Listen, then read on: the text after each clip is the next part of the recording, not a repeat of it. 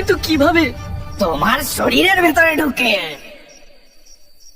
এই কথা বলে উড়ন্ত ভুতুড়ে মাথা রামুর শরীরের মধ্যে মিলিয়ে গেল।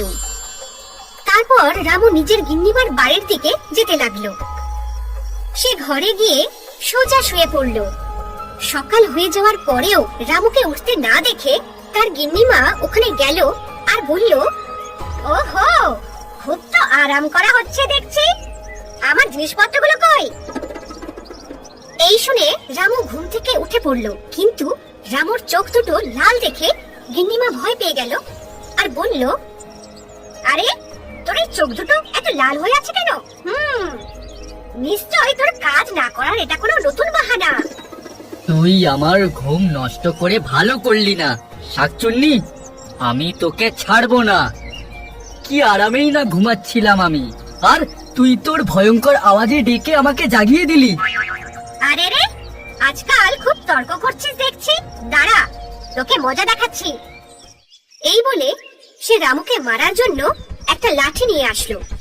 ও যখনই রামুকে মারতে গেল তখনই রামু লাঠিটা ধরে ফেললো, আর তারপর সে গিন্নিমাকে মারতে শুরু করলো। এই দেখে গিন্নিমা বলল, হে ভগবান, এটা কি করে সম্ভব হলো? ওর এত সাহস কি করে হয়ে গেল যে ও আমার গায়ে হাত তোলে? হে ভগবান, ওগো শুনছো? এদিকে এসো। স্ত্রীর আওয়াজ শুনে মহাজন ঘরের ভিতরে আসলো, আর রামুকে ওরকম করতে দেখে সেও হতবাক হয়ে গেল। আরে তুমি কি দেখছো? কিছু তো একটা করো, নয়তো এ আমাকে মেরে ফেলবে। ভালোই হবে এই শাকচুন্নিটা মরে গেলে। কি বললে তুমি? আরে না না, কিছু না। এই বলে মহাজন তার স্ত্রীকে বাঁচাতে গেল, কিন্তু রামু তাকেও মারতে লাগলো। এই দেখে গিন্নিমা বলে, মনে হচ্ছে এর মধ্যে ওই জঙ্গলের ভূতটা ঢুকে গেছে, এখান থেকে পালাও, নয়তো এ আমাদের ছাড়বে না।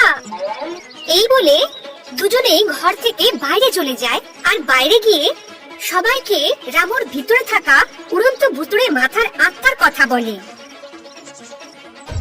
এই শুনে গ্রামবাসীরা খুব চিন্তিত হয়ে পড়লো, আর রামুকে দেখার জন্য তারা মহাজনের বাড়িতে যায়।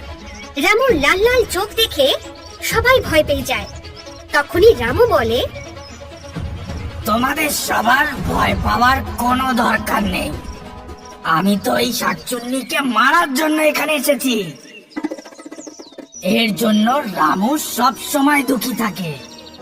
আমি এই মহিলাকে ছাড়বো না। এই নিরীহ রামুর ওপর খুবই অত্যাচার করে। আরে শোনো, তোমরা এই ভূতের কাছে ক্ষমা চেয়ে নাও, নয়তো এই রামুর মধ্যে থেকে তোমাদের ছাড়বে না।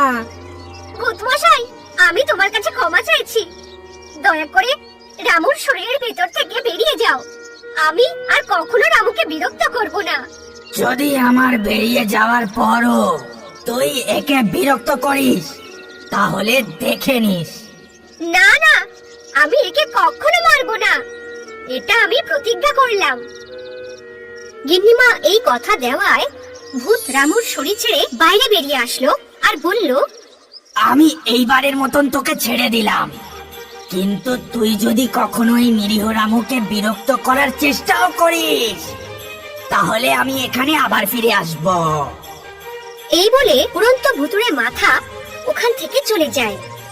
ওই দিনের পর থেকে গিন্নিমা রামুকে কখনো বিরক্ত করতো না, আর রামু আনন্দে থাকতে লাগলো।